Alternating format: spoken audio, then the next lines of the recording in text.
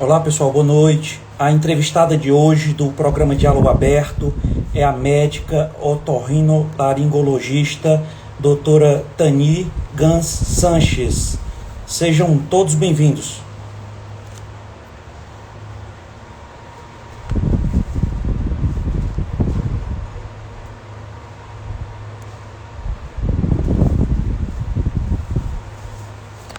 Aguardando a doutora aí chegar.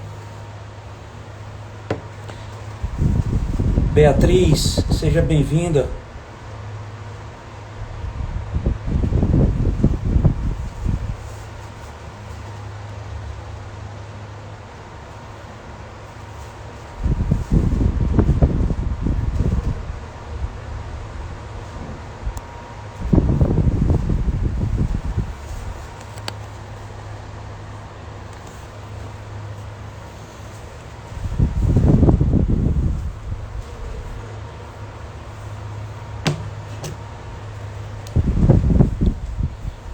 Doutora Tani está chegando aqui agora.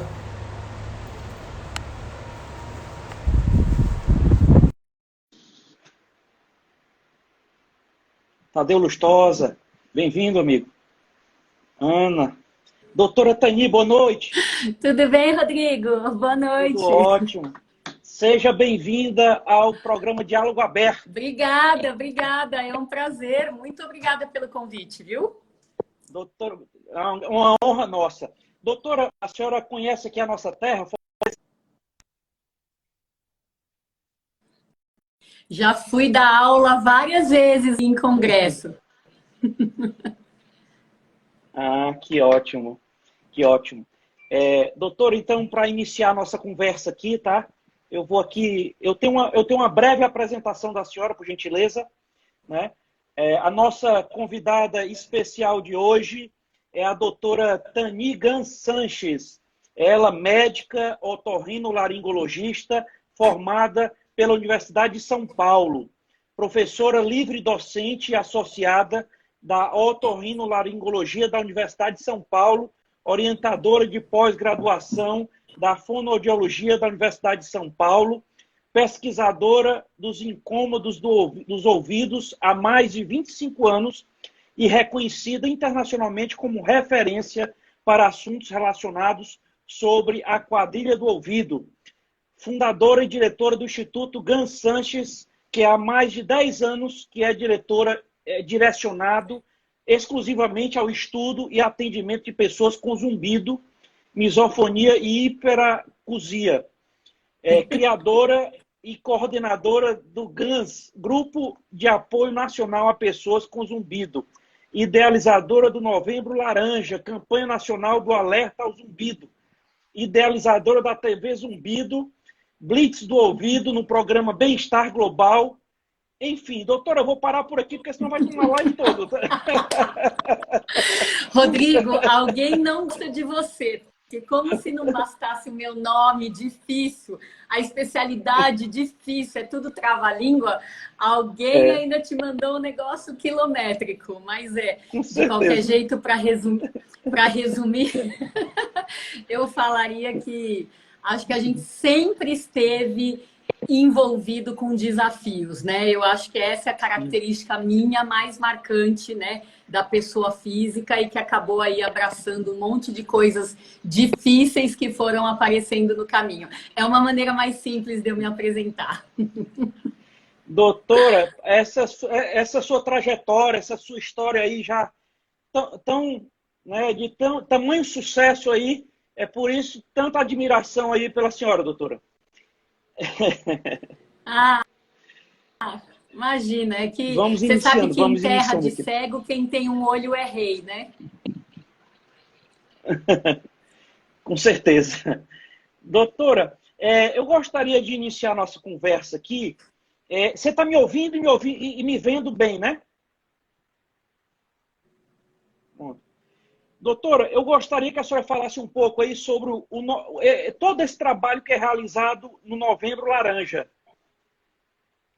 Perfeito. O Novembro Laranja nasceu há 15 anos já, apesar de não ser ainda tão conhecido. Ele nasceu como Campanha Nacional de Alerta ao Zumbido. tá? Então, ele tinha um jeito da gente fazer a sorte de hoje, né? A gente ia aqui em São Paulo para lugares abertos, praças, parques, etc. E a gente divulgava o assunto do zumbido. Em outras cidades, principalmente algumas capitais, a gente tinha profissionais de confiança que faziam a tempo. E esse nome mudou para Novembro Laranja nos últimos 7 anos, né? Porque sempre foi mesmo uma inspiração do Outubro Rosa que eu tinha, sempre admirei essa campanha. Eu quero fazer alguma coisa que fosse tão significativa para o ouvido como a campanha do câncer de mama é, né? Então foi uma inspiração, a gente mudou o nome e com a digitalização aí da vida, né, principalmente aqui na pandemia, a gente fez uma campanha linda esse ano, bem focada aí nas redes sociais e pela primeira vez entrevistando casos de cura de pessoas com zumbido, que tinham, né, zumbido e os incômodos com sons. Então, foi muito bacana a sedimentação de uma mudança de paradigma que a gente vem vivendo, Rodrigo. Então, só para você saber, né, se propôs a estudar, são consideradas como não tendo cura, não tendo o que fazer, etc. 26 anos, a gente vem aos pouquinhos tentando mudar, aos pouquinhos mesmo, né? Tentando mudar a cabeça das pessoas, tanto as que sofrem, como aquelas que podem ajudar no tratamento, que são os profissionais de saúde, tá? E esse ano, apesar do desconforto da pandemia, a gente conseguiu publicar a nossa primeira pesquisa científica direcionada para os casos de cura de zumbido. Isso foi em agosto. E a gente aproveitou e fez a campanha Novembro Laranja, mostrando, comprovando que, de fato, existem casos de cura, né? Porque é interessante, quando você dá uma boa notícia para as pessoas, parece que prontas para receber, mas não é exatamente isso. Dá uma boa notícia que pode curar num mundo em que todo mundo ainda pensa que não tem nada para fazer, gera mais resistência, mais desconfiança do que aceitação. Então, no fim, a gente fez um Novembro Laranja muito bacana, né?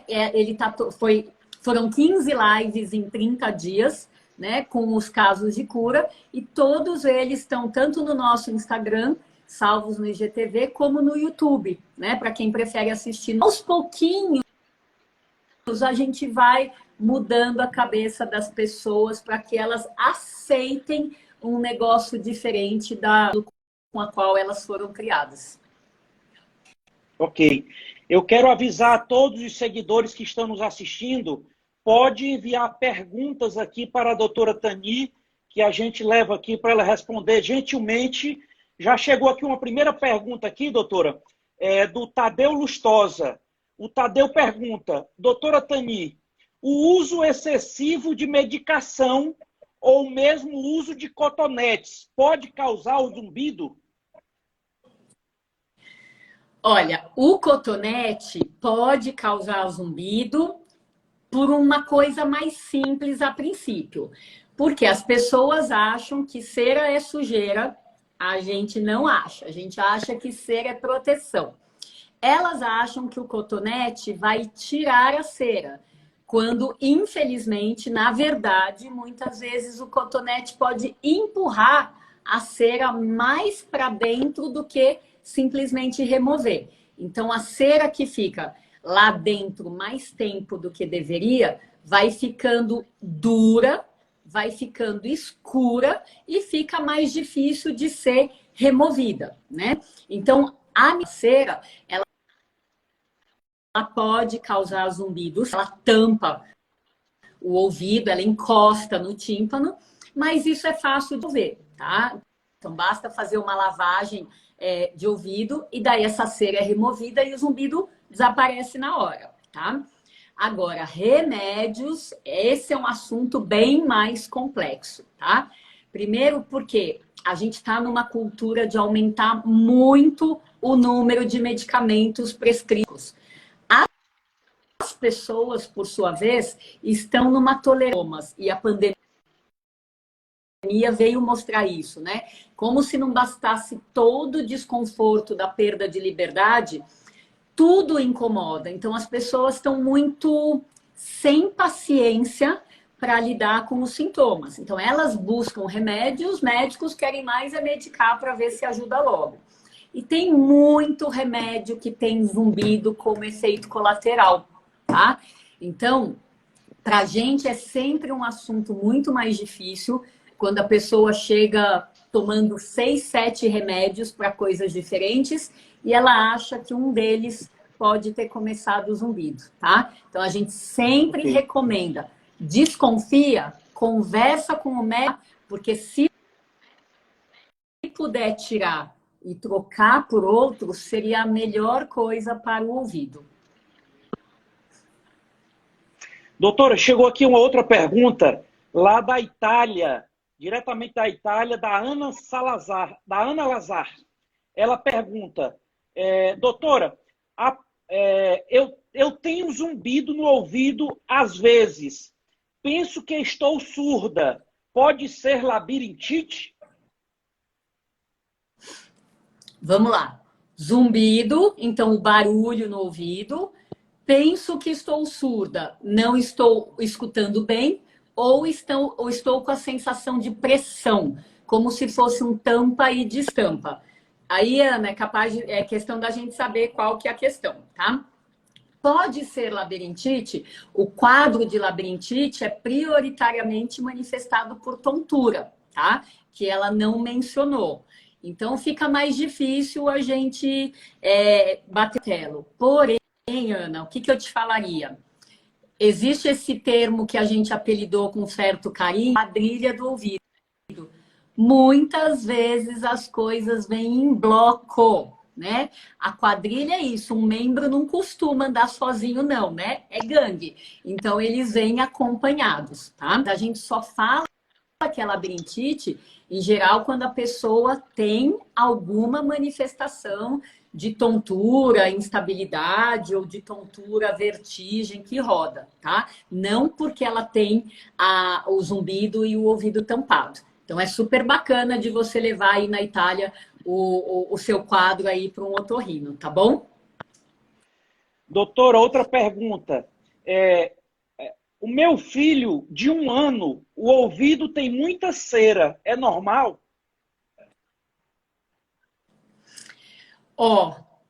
A produção de cera é muito individual, tá? O que acontece?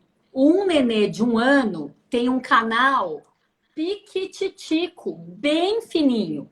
Então, pequenas quantidades de cera, às vezes, já são suficientes para entupir, coisa que num canal de adulto, né, provavelmente não causaria entupimento de modo algum, tá? O que é importante para você que é mãe é não ficar com a ideia que você deve usar o cotonete para limpar o canal do seu filho, como se você não limpasse, fosse uma coisa de pouca higiene, tá? Então, a gente sempre orienta, principalmente criança, para justamente não ter acidente, não ter essa questão de empurrar a cera lá para o fundo, justamente que não se introduza nadinha dentro do canal do ouvido, tá? A ideia é só limpar com as dobrinhas, com a própria toalha do banho dele na hora de secar, ou com um lencinho umedecido na ponta do seu dedo, tá? Sem nada de... Produz, o ouvido sabe mandar para fora. Deixa mandar para fora e daí você remove só o que o ouvido já está falando. Imagina se o ouvido falasse, ele estaria falando assim, essa cera não me serve mais, deixa eu botar para fora, tá? E daí a gente recolhe o que o ouvido não está mais precisando. Sem a introdução de nada que vai tirar alguma coisa que o ouvido ainda está usando. Ok. Doutora, uma outra pergunta lá da Itália. Meu filho Oba! usa spray, meu filho usa spray nasal há um bom tempo. Isso faz mal? Sinto que o nariz dele fica seco. Talvez é pelo frio aqui na Itália. Pode fazer mal o uso sempre, doutora? Ó, tô gostando dessa live que tá lá, tá internacional, hein? Que a Itália tá em peso. Tô gostando. Olha, se você tá querendo dizer que é um spray que tenha corticoide, tá? Se você puder, enquanto eu tô te respondendo, ver a composição do spray, seria ótimo, tá? Um spray que tenha corticoide ou um spray que aqui no Brasil seria o correspondente a Afrin, Aturgil ou Sorine. Então, não tem corticoide, mas tem um medicamento que vicia o nariz, além de dar taquicardia, né? Batedeira no peito, poder aumentar a pressão. Então, esse spray que não tem corticoide, a pessoa acha uma delícia quando usa, desentope o nariz, é uma delícia. Só que quando acaba o efeito, o nariz pode entupir mais do que o que estava antes dele usar a primeira vez. Aí ele vai lá e fala assim, peraí, tava bom, agora não tá mais tão bom. E vai e usa de novo. E daí, na segunda vez que ele usa, o efeito dura menos que a primeira vez. E daí o nariz volta a inchar mais do que na vez anterior. Ou seja, é uma bola de neve e muitas vezes o nariz fica viciado na presença desses sprays, tá? Então, que eu não sei se na Itália como é que é o nome comercial, tá bom? Os sprays com corticoide, a gente tende a usar só e somente só quando a pessoa tem os quadros de obstrução, de rinite alérgica. Usou, melhorou, a gente, a princípio, né, diminui esse uso. Então, o uso corrente, além de poder viciar, pode ressecar o nariz, pode arder, pode fazer sangrar. Então, sempre é questão de uso com moderação, tá bom? E sempre com orientação de preferência. Doutor, uma pergunta aqui do Edilson. É normal uma espécie de disfunção tubária junto com o zumbido?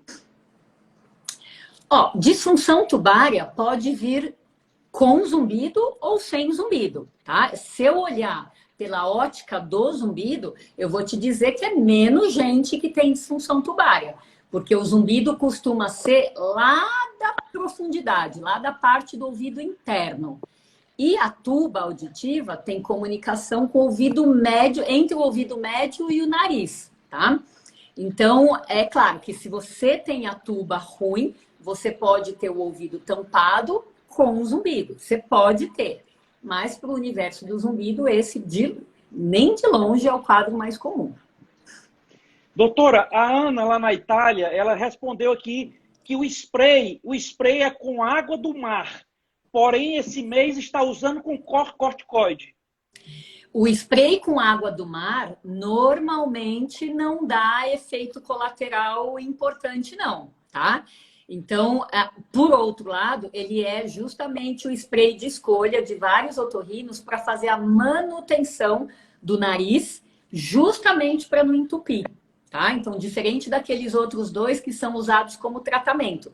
Esse de água do mar é usado para manutenção, para prevenção, tá? De qualquer jeito, vamos supor que a água do mar esteja, né, por osmose, esteja colocando muito a questão da umidade normal do nariz para dentro da célula, tá? Então, eu acho que seria questão de dar um intervalo para ver se esse ressecamento dele melhora, tá bom? Ficaria de sugestão. Diminuir esse uso por uma semana e observar. Doutor, uma pergunta aqui do Tadeu. Ele diz o seguinte: o zumbido pode causar surdez? E ao contrário, a surdez pode causar o zumbido? Um colega dele reclama muito quando está na piscina, o zumbido surge. Então, vamos lá. A crença da maioria das pessoas que tem um zumbido que não para é que ela vai ficar surda ou ela está surda por causa desse barulho que não para, tá? Então, a crença é essa, o zumbido me atrapalha para ouvir. A verdade é exatamente o oposto, tá? A pessoa costuma ter zumbido porque ela já tem algum grau de perda auditiva, mesmo que ela não se importe, não nem perceba no dia a dia, tá? Então, o vínculo existe, mas no sentido da perda trazer o zumbido, tá? A questão da piscina, o que me vem na cabeça é que a água do mar, a água da piscina, né? Na hora que a pessoa mergulha e tampa o canal, porque ela mergulhou, é um efeito parecido com botar as duas mãos no ouvido fora da piscina. Ou seja, existe um bloqueio da passagem do ar, ou pela mão ou pela água da piscina. E daí este bloqueio facilita a percepção do zumbido que já está lá, mesmo fora da piscina, tá? Então, é como se a água facilitasse perceber uma coisa que existe mesmo fora da água. Acho que eu fui clara, né? Com certeza. Então, aos amigos e às amigas que entraram aí na live, está aberto para perguntas. Pode enviar aqui perguntas para a doutora Tani. Enquanto chegam as perguntas aí, eu vou fazer uma. Doutora, eu tenho uma amiga, né? Uma amiga que ela às vezes fala um pouquinho alto, sabe? E aí eu só falo um pouco mais baixo. Mas ela nem percebe que ela está falando alto. O que é isso, doutora? me disse se ela é descendente de italiano também.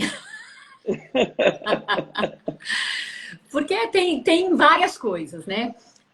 Eu atualmente acho que falar alto é contagioso. Alguém começa, todo mundo na conversa está falando mais alto, tá? Por isso que eu brinco que é contagioso. E eu trabalhava com uma pessoa muito querida, que era sensível dos ouvidos, e às vezes quando a gente estava empolgado e falava mais alto, ela começava a falar mais baixo. E é impressionante. Alguém começa a falar mais baixo e você vai e acompanha, né? É muito... a gente se modula pelo volume do ambiente. Então, as pessoas que são muito, né, extrovertidas, falam com a mão, e geralmente é de família italiana, tem o hábito de falar mais alto, sem que nada de errado esteja acontecendo. Agora, como a gente é gato escaldado, né, o torrino é gato escaldado, falar mais alto pode sim ser um sinal indireto de alguma perda de audição. Então, a gente nunca vai estar errando de sugerir que a pessoa faça uma audiometria, tá? Certo. Doutora, uma outra pergunta aqui lá da Itália. Não sei se tem a ver... ela pergunta o seguinte: o ronco com o engasgo, o que pode ser? E ela está dizendo lá que o italiano realmente fala alto. E ela não está acostumada, doutora. Então, o italiano classicamente fala alto, porque quando a gente atende casais, né, é muito frequente a esposa falar assim, doutora, ele fala muito alto, né? Ela reclama dele, e ele fala assim, não, mas eu sou de família, já fala gesticulando, eu sou de família italiana, é sempre assim. Então, por isso que eu já estava contando a história dessa maneira. Ronco e engasgo. Então, vamos lá. Tem dois tipos de situação básica. A pessoa que ronca a noite inteira ou não, mas num volume regular. Eu vou imitar aqui para vocês, para ficar didático. Imagina algo assim, ó.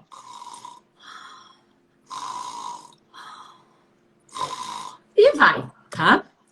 Esse é o ronco teoricamente sem engasgo. E tem o outro ronco que é assim, vou imitar.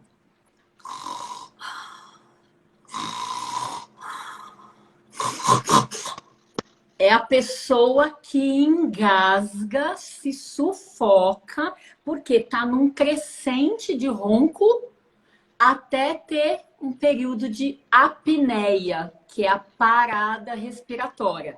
E muitas vezes o acompanhante que dorme junto pensa, ufa, sossegou. Não, não é que sossegou, parou de respirar mesmo, né? Então, o ronco com sufoco com engasgo, é o que me chama atenção para a possibilidade de ter apneia, que é um caso mais grave do que o ronco sozinho na primeira situação que eu imitei, tá? Então, hoje a gente sabe que existe uma tendência de progredir. Então, o ronco não é mais aquela coisa assim, é normal, toda a minha família ronca, porque a gente sabe que tem chance de evoluir para a apneia. Primeiro leve, depois moderada, depois grave. Então, como tudo na medicina, quanto antes antecipar o tratamento, melhor para todo mundo. Doutora, chegaram duas perguntas aqui na sequência e as duas falam sobre fone de ouvido, tá? Aí eu vou ler aqui a primeira. A Valquíria, ela diz, doutora, tem relação o uso de fone de ouvido com a produção de cera? E a outra pergunta em seguida é da minha mãe que está assistindo a live, doutora. Minha mãe Marta Pereira. A minha mãe Marta diz, doutora, os ouvidos são muito sensíveis. Com a vida que a gente leva, eles se abalam? Uma pergunta. Qual o melhor fone de ouvido? Parabéns pelas excelentes explicações. Muito bom. Então, só pela ordem, eu vou começar aqui pela Valquíria, tá bom? Uso de fone de ouvido com produção a ver. Aumenta a produção, mas existe uma individual tendência nesse e o que acontece, o que a joinha tonete que eu já falei, o protetor de ouvido vai no sentido funciona caso o cotonete. Tá? Então a ideia não é não use, use, higienize depois do uso, não compartilhe com ninguém. Fone de ouvido é como se fosse peça íntima, não compartilhe, tá? E, além do mais, higienize, tá? Então, essa é a resposta da Valquíria. Para Marta, muito obrigada aí pelo elogio e vamos à sua resposta. Aliás, agradeço de estar aí acompanhando o filhote e me dar essa também. Sim, os ouvidos são sensíveis e a vida de hoje está criando um monte de ar para dar uma bombardeada nos nossos ouvidos, tá? Então, como se não bastasse, mais barulhos. Então, é o mundo externo num volume, numa intensidade mais alta. A outra coisa, vamos chamar isso de poluição sonora, tá?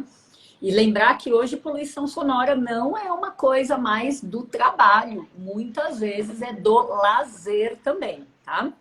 A outra coisa é poluição eletromagnética. Gente do céu, onde a gente vai, em cada esquina tem uma antena, né?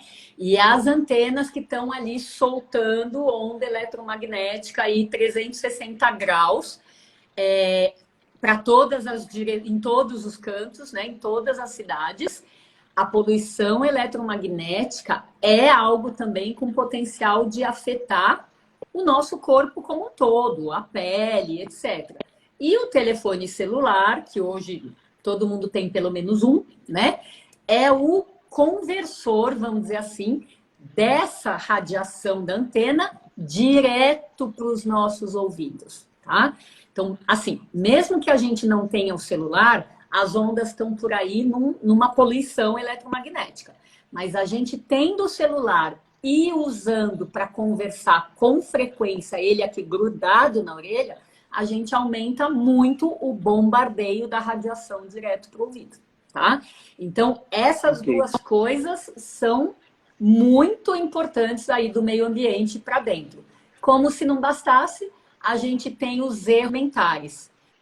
Também é do meio ambiente para dentro, né? Mas são coisas que a gente convida de livre e espontânea vontade para entrar dentro do nosso castelo, dentro do nosso templo e fazer estrago, né? Então, o abuso de cafeína, o abuso de carboidratos, né? Lembrando que carboidrato simples, né? Pães, massas, arroz, batata, álcool e doces. Tudo que é gostoso, né? Enfim, a gente põe para dentro e sofre os estragos.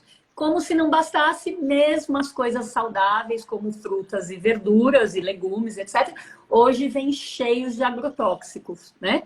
Então, a gente, de fato, tem muita coisa fazendo os ouvidos sofrerem, né, com essa vida que a gente leva. Doutora, chegou uma pergunta aqui de Amsterdã, na Holanda. Ah, que bacana! É a Cida. Ela diz o seguinte: doutora, quer dizer que o ronco pode causar uma grande doença? E ela complementa aqui. Ela diz, doutora, um problema que ela tenha ligado a... ela está perguntando se tem algum problema que pode também afetar a voz. Duas perguntas aí da Cida. Então, deixa eu ver se eu entendi. Então, se o ronco pode causar uma doença pior, o ronco pode...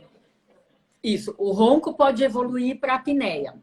A apneia, como é você, na prática, é você tirar o oxigênio enquanto a pessoa está dormindo, né?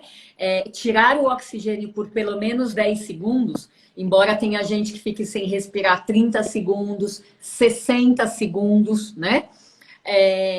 Ele diminui a durabilidade de vários órgãos, tá? Então, a apneia é o vilão da história que acaba dando filhotes em vários outros órgãos, tá? Então, tudo indo dentro de um crescente, tá? A apneia aumenta a chance de infarto, aumenta a chance de diabetes, aumenta a chance de pressão alta, aumenta a chance de Alzheimer, aumenta a chance de perda de audição e zumbido. Ou seja, não vale a pena, não vale a pena, tá? Então, acho que sempre, assim, não ficar se conformando com o que tem, né, de ronco, ou o parceiro tem de ronco, é um negócio que vale a pena. Corre atrás do diagnóstico, corre atrás da melhor forma de tratamento do problema enquanto ele é pequeno, para que não progrida, tá? E a segunda pergunta, eu não captei o que era. Ela pergunta se tem algum problema que pode afetar a voz. Do ronco? Eu acho que não ficou bem explicado, não. Aqui, achei ela aqui. Problema otorrino pode afetar a voz? A voz faz parte, né, aqui da laringe, é o otorrino que normalmente cuida da voz. Eu só não entendi se ela quis vincular com o ronco ou não. Doutora, chegou uma pergunta aqui da Thaís. Ela pergunta, ela diz que tem perda severa no ouvido esquerdo e moderada no direito, e o zumbido nos dois. No ouvido direito, às vezes, ela sente tampado. Isso significa que está perdendo mais audição? Tá, então peraí. Ela tem perda nos dois, mas de grau diferente, e tem zumbido nos dois. E no pior, ela também tem ouvido tampado. Tá. Ela pergunta se está perdendo mais audição. Tá. A sensação de ouvido tampado, que é aquela clássica de quando a gente desce a serra ou desce o avião, não necessariamente tem a ver com perda de audição, tá? Doutora, ela está complementando que depois volta ao normal. Isso. Então, pressão no ouvido, que é esse terceiro sintoma, ela tem a perda desbalanceada, ela tem o zumbido nos dois, ela tem esse terceiro sintoma, que é separar, ele pode vir junto, mas ele é um outro sintoma, é um terceiro, tá? Então, a hora que tampa o ouvido, as pessoas assustam como se fosse uma perda auditiva. Quer dizer, daquele primeiro sintoma, mas ele é um terceiro e ele costuma ser temporário, tá? Só que tampar o ouvido, Thaís, me faz pensar, você que já assistiu várias das nossas lives, aí eu sei que você é assídua aí no nosso grupo de apoio, tampar o ouvido é um sintoma que a gente relaciona com frequência, ou com o nariz, ou com a mastigação, com apertamento de dentes, ou com jejum, ou com o abuso de carboidratos, tá? Então, se a gente melhora a parte da TM, a parte da alimentação e a parte do nariz, né, dependendo de qual é o problema, a gente diminui essa sensação de ouvido tampado, podendo, inclusive, diminuir o zumbido também. Tá bom? Ok. Doutora, a Ana pergunta, doutora, tenho zumbido e não melhoro com as medicações. E o zumbido aumentou depois da pandemia. Bem-vinda ao time das pessoas que pioraram do zumbido na pandemia, que não foi pouca gente, Ana. Não foi pouca gente. Eu mesma fico chocada com as histórias que eu ouço, tá? Bom, enfim, se o seu... Então, são duas coisas. Uma coisa é ter piorado com a pandemia, tá? A pandemia mexeu, né, com muitas coisas das pessoas, tá? A outra coisa é, eu tenho um zumbido e não responde à medicação. Então, nem todos respondem à medicação mesmo, tá? Então, quando você tenta a medicação direito, veja bem, direito quer dizer escolher uma medicação com seu otorrino e seguir com ela entre 2 e 3 meses, já que zumbido não é rapidinho, que nem dor de cabeça para melhorar com medicação, tá? Então, se você usou direito e não funcionou, a estratégia não é essa, né? Cada zumbido tem o seu caminho para melhorar. Então, precisa ver outras técnicas de estimulação sonora, de aparelho auditivo, dependendo do que for, né? O caso de cada um. Agora, a ideia é essa, tá? O que a gente mais vê é gente que usa um remédio, tá? O paciente usa um remédio, em 10, 15 dias ele não melhorou nada, ele fica aflito e ele pede para o médico mudar o tratamento dele. E se ele encontra um médico também apressadinho, que nem o paciente, e faz essa mudança, cada vez mais vai cortando a chance de melhorar. Então, médicos e pacientes têm que ter essa paciência de entender que a melhora, quando vem com o remédio, é lenta e gradativa. Mais lenta do que o que a gente gostaria. Porém, pelo menos ela pode acontecer. Tá? O que não é por ansiedade, Doutora, sair do caminho antes. doutora, o Wellington, ele pergunta, doutora, a retirada dos sisos pode piorar?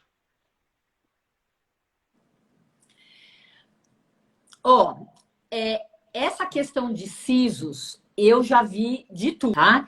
Eu já vi gente que tinha siso e melhora do zumbido. Eu tinha um zumbido, não sabia a causa, tirei o siso, sumiu ou melhorou. E eu já vi também casos de piora, né? De ser uma retirada traumática, ou às vezes de ficar raiz, de não cicatrizar direito, de ficar doendo além do tempo regulamentar, tá? Agora, se foi uma retirada lisa, cicatrizou na boa e não ficou doendo, eu acharia menos provável que essa retirada fosse a culpada pelo zumbido, tá bom? Ok. Doutora, a Regina diz que tem zumbido, ouvido tampado e desequilíbrio constante já há 2 anos. Fez uma ressonância da cervical e deu artrose e protusão na C5 e C6. Esses sintomas podem ser da cervical? Pode, Regina. Peraí, então zumbido, achei ela aqui. Zumbido, ouvido tampado e um desequilíbrio há 2 anos. Então, pode. Porém, Regina, você se importa de compartilhar com a gente quantos anos você tem? Porém, o que eu penso aqui, a artrose é um achado muito comum na ressonância magnética de pessoas que têm mais aí de 45 ou 50 anos, tá? E por mais que a artrose seja uma mudança das vértebras, muitas vezes o quadro não está causando dor. Então, até onde a gente sabe hoje em dia, tá? A ideia do vínculo do pescoço com o zumbido, com a tontura, com o ouvido tampado, Doutora, tem muito ela está mais a dizendo que ver tem, com... tem Oi. 55 anos, 55 Ok, anos. ok. Perfeito, obrigada, Regina. Então ela estaria dentro dessa faixa etária onde a gente já espera que o laudo da ressonância é aquela tragédia. Às vezes você lê assim, ó, vértebra por vértebra, você fala, não tem nada normal nessa coluna cervical aqui. E a pessoa tá de boa, tá? O laudo é horroroso e a pessoa vai, mexe, não tem dor, nem nada. Então, eu fico incomodada de vincular o pescoço com o ouvido, com sintomas de ouvido, quando a pessoa não tem sintomas de pescoço, tá? Então, para mim, o vínculo fica forte se ela falar assim, meu pescoço dói, eu tenho limitação, ou quando eu viro para lá, ou quando eu tenho contratura, o zumbido, pior, a tontura aparece. Então, quando tem vínculo, aí a gente fala, olha, esse pescoço tá na berlinda, porque né? Não é a minha praia de ficar achando que pelo laudo a gente vai diagnosticar isso, não, tá bom? Tá. Doutora, a Ana, ela pergunta como ela pode aliviar a pressão no ouvido dos pequeninos quando viajar de avião. Me dá uma noção da idade dos pequeninos, só para a gente ver se a gente está falando de bebê, vai até 2 anos, ou a gente já está falando um pouquinho maior. Doutora, enquanto ela responde, o Lucas, ele pergunta em porcentagem quanto estresse provoca zumbido. Porcentagem, quanto o estresse provoca zumbido? Ai, Lucas, difícil essa pergunta, sabe por quê? O estresse pode provocar zumbido sozinho. Então, foi o meu caso quando eu tive zumbido lá atrás, né? Hoje não tenho mais. Mas o estresse frequentemente põe para cima um zumbido que a origem é física, tá? Então, se eu juntar as duas coisas, ó, qual zumbido é causado só por estresse? Como foi o meu caso. E qual zumbido é causado por qualquer coisa? E o estresse faz aumentar temporariamente, eu te diria que uns 90%. O estresse tem algum envolvimento, tá? Doutora, a Ana está 1 e 3 respondendo que anos, os... né? É 1 e isso? 3 anos. Doutora, e a Camila, em seguida, pergunta mais ou menos parecido com a pergunta da Ana. A Camila está dizendo que em viagem longa de avião, o que alivia a pressão no ouvido, doutora? Tem gente que coloca algodão no ouvido, pode? Então, esses desconfortos de viagem, gente, os desconfortos de ouvido de viagem, frequentemente estão atrelados à descida do avião, por questões de mudança da pressão. Dificilmente alguém tem problema na subida do avião, nem quando está lá em cima. A questão realmente é a descida. E o que eu vou falar agora vale para avião, para descida da serra, para mergulhos, né, com cilindro, e às vezes até para um elevador que desce super rápido, tá? Doutora, não é só no ouvido, não. Às vezes uma pressão na cabeça, né? Pode ser na cabeça, sim, tá? Então, a questão é assim, o desconforto no ouvido, nessas situações de descida, vem quase sempre quando o nariz está ruim, o nariz, tá? Então, o nariz pela tuba auditiva, que é o canalzinho ali que a gente já comentou lá no começo, que comunica o nariz com o ouvido, é o grande causador de sintomas do ouvido. Então, o ouvido só sofre a repercussão de algo que está no nariz ou na tuba auditiva. Então, o que fazer? Manter esses narizinhos, mesmo que seja de adulto, bem hidratados, tá? Para não juntar a secreção, tá? Então, crianças ficam resfriadas com mais frequência.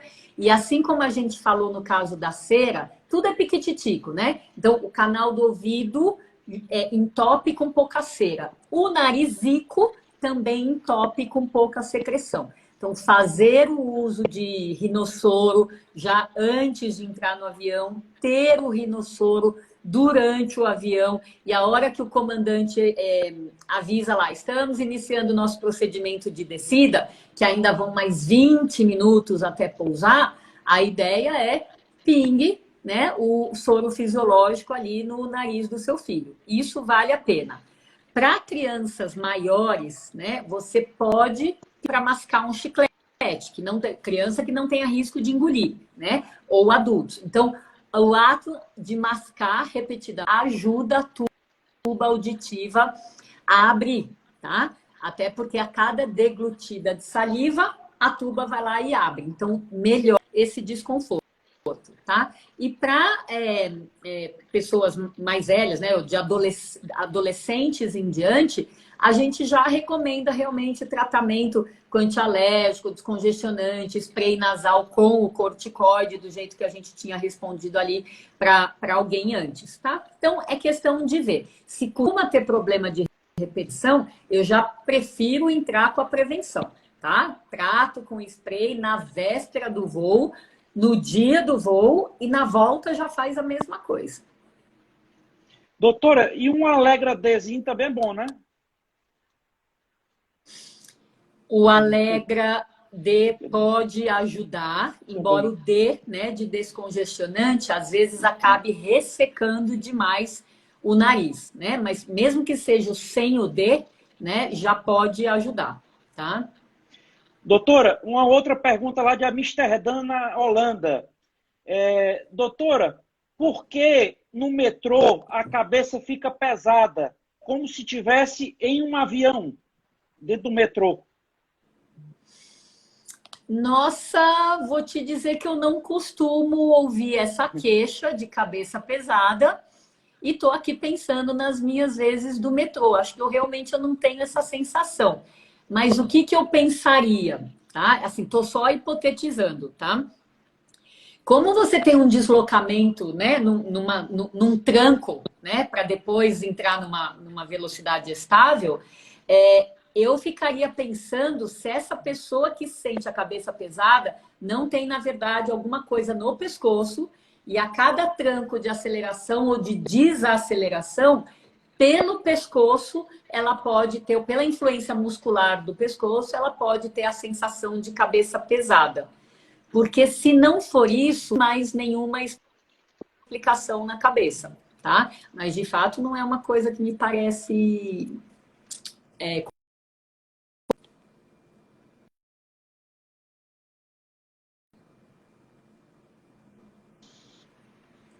Doutora, outra pergunta. A carne no nariz é fazer...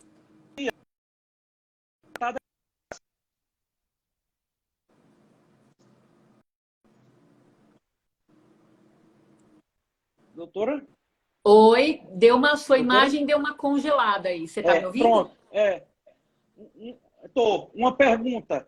A carne no nariz, é necessário fazer cirurgia ou pode ser tratado com medicação?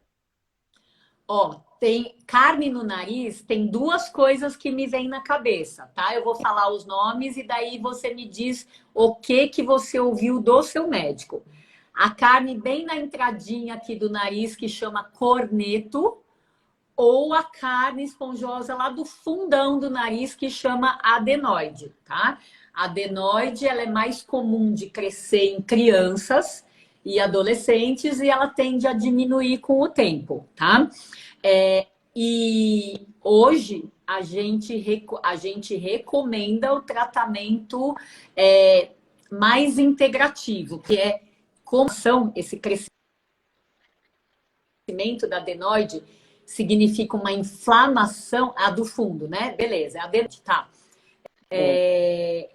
A adenoide grande costuma acompanhar a amígdala grande. Então, amidalite, né? De repetição, aumento da amígdala e aumento da adenoide. Ou amidalite, a infecção e adenoidite, tá? Então, quando a gente diminui os fatores inflamatórios, Ana, e pasme, muitas das inflamações vêm do que a gente come, tá? A gente consegue, algumas vezes, não precisar de cirurgia, tá? Então, o que a gente que facilmente causa inflamação e pode ser adenoide aumentada? Coisas na linha do leite, para quem tem intolerância à lactose ou intolerância às proteínas do leite, como dizem alguns amigos meus, otorrinos e pediatras. Leite de vaca é para bezerro, tá? Enfim, não é a melhor coisa para, porque ele tem o potencial de gerar bastante inflamação. O glúten, né, a farinha de trigo, glúten e derivados, bem comum que provoque inflamação e sobre aí para adenoide e ou para as amígdalas. E a linha açúcar, ou seja, o que eu falo, tudo irritantemente causa mal. Então, veja com o pediatra aí do seu filho se não vale a pena fazer um mês de uma mudança alimentar ou com o nutricionista, né? Um mês de mudança alimentar, retirando alimentos inflamatórios para ver se essa adenoide murcha, ele volta a respirar bem e daí não precisa da cirurgia, tá? Ok. Doutora, nós faltam poucos minutos para o Instagram aqui completar 1 hora e ele corta a nossa live. Se a senhora puder responder em 1 minuto, o Lucas aqui, ele está perguntando se o estresse provoca zumbido. A que nível? Lucas, a qualquer nível, tá? Porque o nível do zumbido depende da tolerância da pessoa. A gente tem muitos zumbidos que são baixos na medição, quando a gente faz na cabina, chama acufenometria, eles são baixos e a pessoa tá desesperada. Tá? Então, o nível do estresse depende do perfil de personalidade da pessoa. Resposta curta. É isso aí.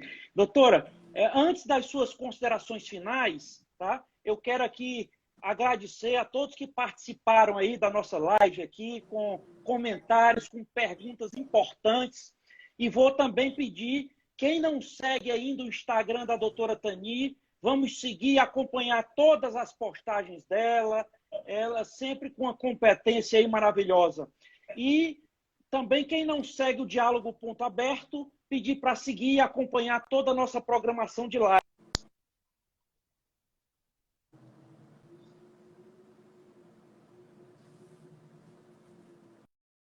Por aqui trazer esclarecimentos importantes para os nossos seguidores aqui do Diálogo. Eu que agradeço, foi uma ótima participar dessa live entre Brasil, Itália e Amsterdã pelos... E, por gentileza, as suas considerações finais aí, doutora. Ó, vocês sabem que a gente é suspeito, né? A gente adora ajudar as pessoas e a gente vê, a live é um exemplo, né? E as nossas também, como falta informação, né? Então, eu acho que sempre buscar informação de fonte confiável é uma coisa que ajuda muito, né? Porque quando a gente não sabe o que tem, a gente tem tendência de aumentar. Então, buscar informação, evitar se automedicar, tá? Ter sua equipe médica de confiança. Eu acho que isso é super importante, né? Antes da gente se desesperar, ir atrás, fazer um planejamento junto com o profissional e seguir, dar um voto de confiança e seguir esse planejamento, tá bom? Acho que é isso. Ok. Eu quero avisar quem não assistiu a live toda, tá, pessoal? A live vai ficar salva aqui no Diálogo Aberto, então pode ir lá assistir a parte que não assistiu, pode encaminhar para quem vocês acham que tem interesse. E, doutora Tani, seja sempre muito bem-vinda aqui ao nosso Ceará, nossa Fortaleza. E quando vier por aqui, nos avise, doutora. Pode deixar. Gratidão, Rodrigo. Obrigado. Boa noite. Boa noite. Tchau, doutora. Tchau. Obrigado a todos que participaram.